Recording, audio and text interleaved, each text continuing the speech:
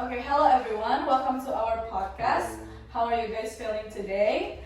I hope you all have a fine day. So, today in our episode, we will be discussing about the Constitutional Court ruling that has been in the spotlight in Indonesia, especially in relation to the age limit for the presidential and vice presidential candidates.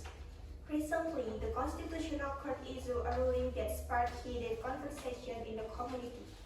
This decision not only created intense discussion, but also had significant impact on the country's political dynamics. In this episode, we will detail the background of the case, listen to the arguments of the various parties involved, and of course discuss the impacts and the implications of the court's decisions on the future Indonesian politics. And I'm very pleased to be joined by our guest speaker, Kak Fagas. Good afternoon, Kak Fagas. How's your day, Kak? I hope you're having good time here today. Okay, good afternoon, guys, ladies and gentlemen. I'm feeling good today, pretty good, better than yesterday. How are you guys? I'm good. Good. Thank you. Yes. So, as you know, we will be discussing the controversial Constitutional Court decision on the age limit of the President and Vice President. In the public conversation, many have expressed the pros and cons of this decision. There is a view that the Constitutional Court should not be involved in this domain as a judicial body. Now, can you share your opinion about the essential points of or the most controversial parts that have been a hot topic in our society of the Constitutional Court's decision on the age limit for presidential and vice presidential candidates? Okay, I will explain in three different point of view. For the first one, I want to describe it by the material aspect of these cases. We can know that the Constitutional Court the decision is complied by the request of the DPR and the President, legislative and executive. We can note that in the decision number 90/PW21/2023, we can note that the conclusion of this decision by testing by the Constitutional Court doesn't involve any public participation for the first one, and the second one, they harass our democracy. Why? The second one, I want to explain it by the inconsistency of the Constitutional Court. We can note that by the last cases, the Constitutional Court was testing any three different decisions. For the first one is the decision number 29, decision number 51, and the decision number 55. It has the same. They have the same substancy than the decision number 90, but the Constitutional Court were neglecting or doesn't accept the three first decision. In fact, they accept partially the decision number 90 and 91, which has the same substantial and the same point of view with the first three decisions. Of course, it can cause inconsistency of the Constitutional Court, especially when the head of the Constitutional Court judges Anwar Usman joining this testing of the decision number 90. Of course, I think he's bringing his own intention, family intention, as the public said, family intention to the court. Of course, it has inconsistency. For the last one, I want to explain it by the procedural aspect. As we know, in the consultative meeting of the judges, by the joining of the Anwar Usman, they have a very strange decision. It has simultaneously changed their perspective about the substantial of the decision, especially number 19 and 91. The strangeness of the decision testing is by the joining of the Anwar Usman. So they harass it has to be democratic, it has to be inclusive, but I know there is something that one of the judges, I don't know who, one of the judges bring his own intention inside the consultative meeting, or we can say in Indonesia is RPH, rapat hakim itu sendiri. So that's all for me. The first one is the material the material aspect, the inconsistency, and the procedural aspect. Thank you. So it's clear that there are several layers to this issue. Now moving on to the material aspect you mentioned. When the Constitutional Court is perceived as a tool for the government to make instant legal change without public participation, how do you think this perception might impact the public's trust in the judiciary and the overall democratic process? Okay, because in Indonesia or in democracy of the nation, we can note that there is trias politica by Montesquieu. There are executive, legislative, and judicial or judicative. In Indonesia, we can say when the judicative or the judicial institution is aligning to the executive and the legislative, there is no, what can we say in Montesquieu? He said there is no check and balances. If there is no check and balances, there is no democracy in the court or in the democracy of Indonesia. That was happened in the last Constitutional Court testing by the decision number 90 and 91, because the public knows that Anwar Usman is aligning to one of our president, Mr. I don't want to say his name. Mr. Anwar Usman is aligning to one of our president in the executive. Anwar Usman is the constitutional part. It's the part of judicial part institution in Indonesia. When the judicial institution is aligning to executive one, we can note that there is going to be decreasing the public trust towards the institution. So, for the material aspect, we can note that Anwar Usman and the Constitutional Court has wrong decision by accepting partially the decision number 19, because one of the vice president candidates is aligning to our president, and Anwar Usman has joined the what can we say, the party among them. That's all. Okay, so that's a crucial point. Yes. So now let's delve into the inconsistency that Mas Vargas have highlighted. So the judges shift in views from rejecting several similar petitions to partially granting one in decision number 90/PW/21/2023. It is quite striking to me. And so how do you interpret this change, and what implications does it have for the predictability of the court's decisions? Okay, we say about the consistency, right? It's quite strange and it's quite puzzling for me, because there has no same cases in the last case testing by the Constitutional Court. We can note that this can make uncertainty about the law in Indonesia, because as we know, Constitutional Court has the right to testing the formal and the material of the laws, but they didn't use it properly. They didn't use it effectively by changing their who I say in this case is the Constitutional Court judges. Constitutional Court judges changed their decision by the joining of the Anwar Usman. So there is this strange. Why I say that Anwar Usman bring his own intention? I have mentioned that right in the last question. I think he bring his own intention. So when he is the head of the Constitutional Court, of course the other Constitutional Court judges will admit his his decision, right? By joining of his in a consultative meeting, and the other judges is accept.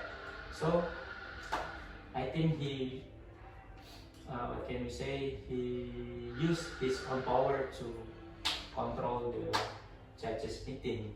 So I think the what can we say, constitution court is very exclusive for the last decision made, number 19 2022. I think like that.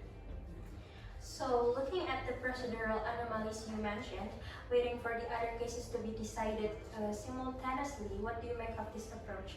Does it indicate a systematic issue with the constitutional court's procedures, and how might it affect the efficiency and the effectiveness of the court? Okay, good question. The delay in deciding similar cases simultaneously, it's very about we can questioning about the procedural fairness of the constitutional court, because it might suggest that the constitutional court doesn't work properly and doesn't work effectively, because they didn't accept the decision number 29, 50 and 51 and 55, but they accept partially the decision number 19.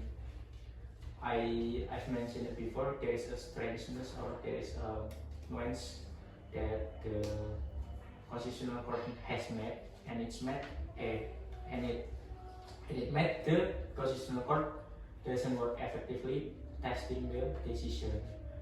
It could be dangerous, because in the future, by decreasing of the public trust towards this constitutional court, the constitutional court doesn't have good what can we say, face in public.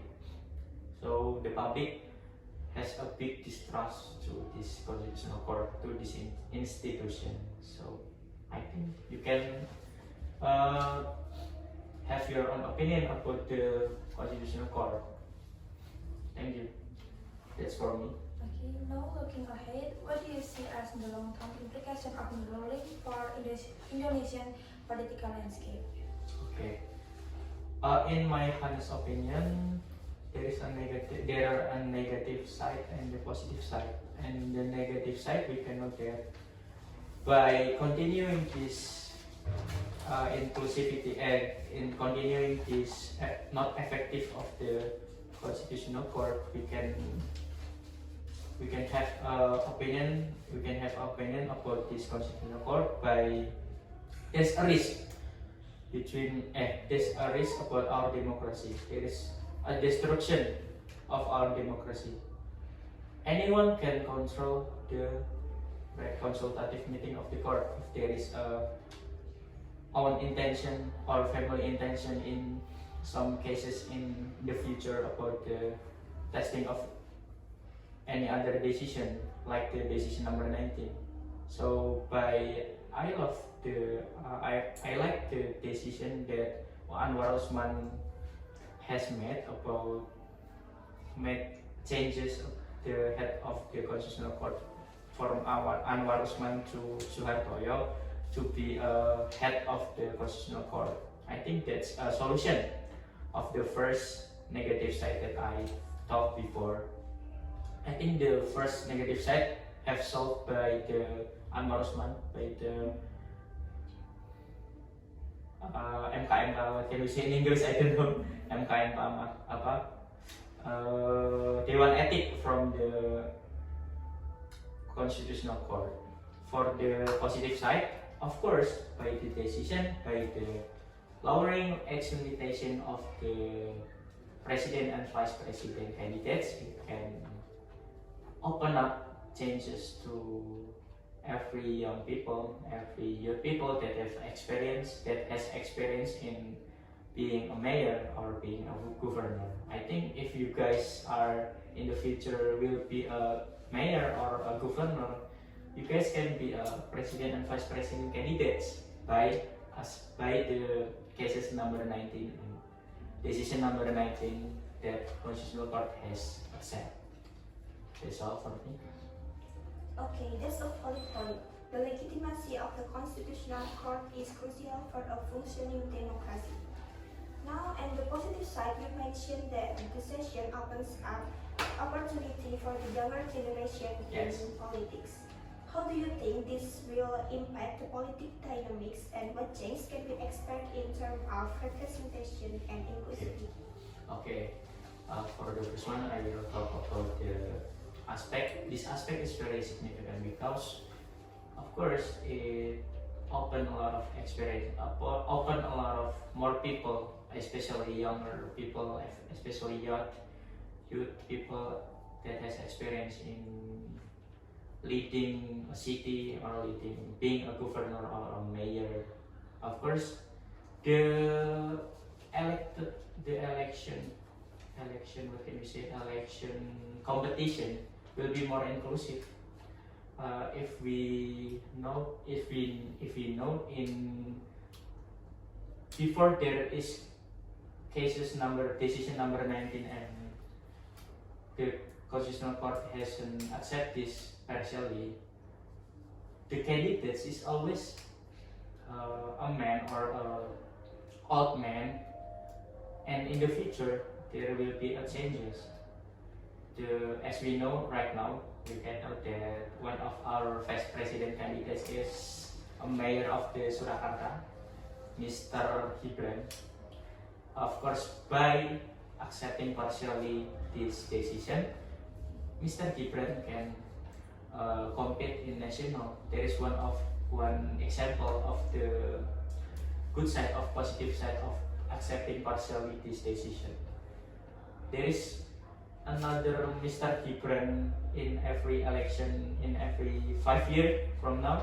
Maybe you guys, if you guys have experience in mayor in the future, you can elected as a vice president candidate.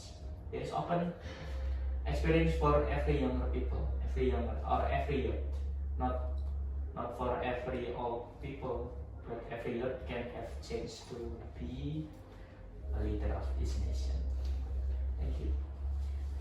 It's interesting to consider the dual nature of the invitation.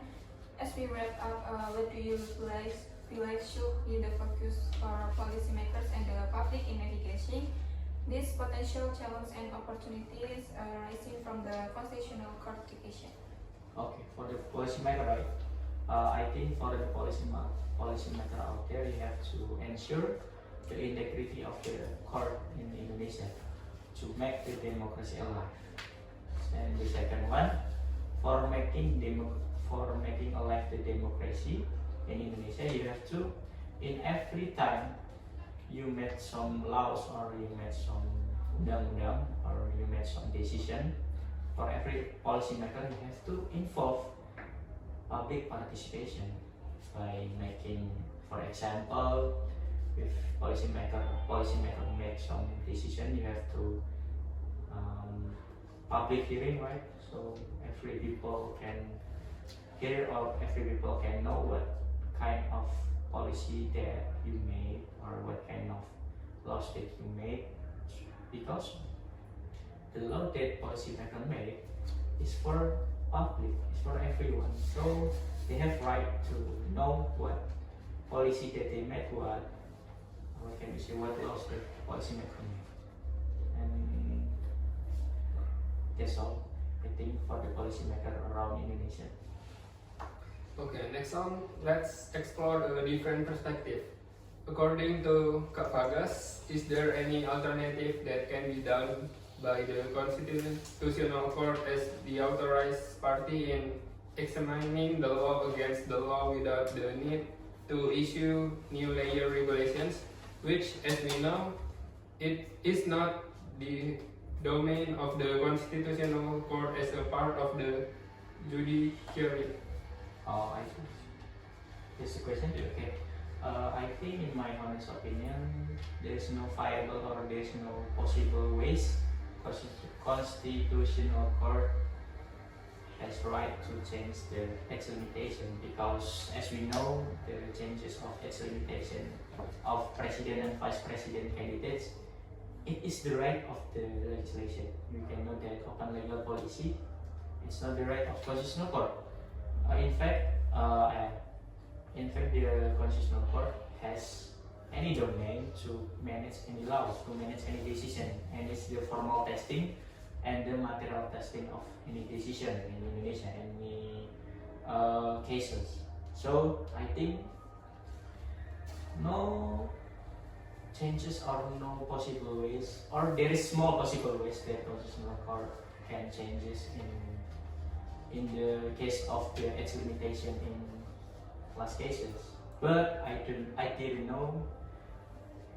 As far as I know, until right now, the decision is still ongoing in Indonesia, and by the example of the Mr. Gibran accepting as a vice president candidates, I think it's a new tradition in Indonesia that is a bit funny. I think it is a destruction of democracy if it's continued and still like that.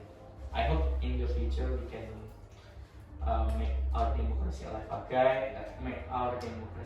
again by being a policymaker, something like that.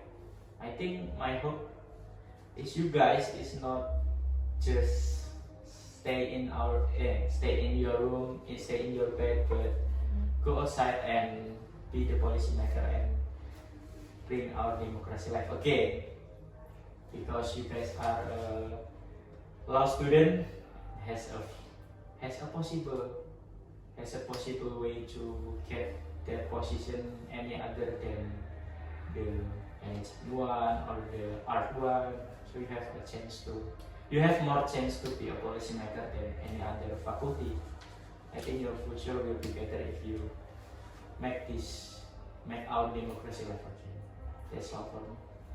So as Kak Fagas mentioned it, there are two main tasks of the Constitutional Court that can determine whether the process of the law formations follows the provisions of the 1945 constitutions, and this gives the court the power to act as a negative legislator through judicial review.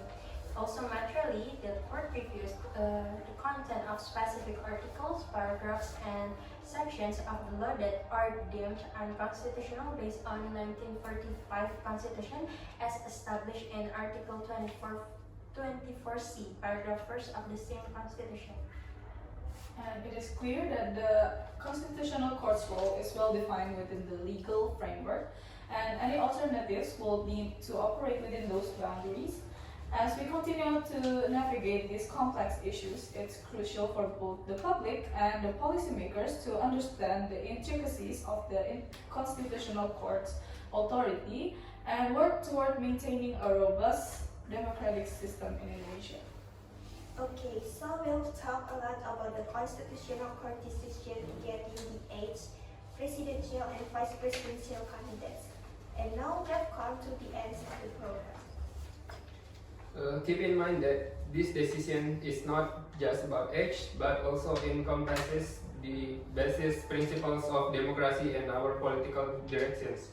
This is an important moment for all of us to reflect on the foundations of democracy and our vision of state governance. Okay, thank you, Kak Fagas, for shedding light on this critical aspect of the Constitutional Court's ruling. It's evident that there are multiple issues at play here, and the invitation to reach or beyond the immediate decision. As we wrap up today's episode, we encourage our listeners to stay informed on Indonesian political developments. Understanding the broader context and potential future impact is key. Until the next broadcast, thank you to all who have listened and contributed to this dialogue. See ya! Bye! Thank you.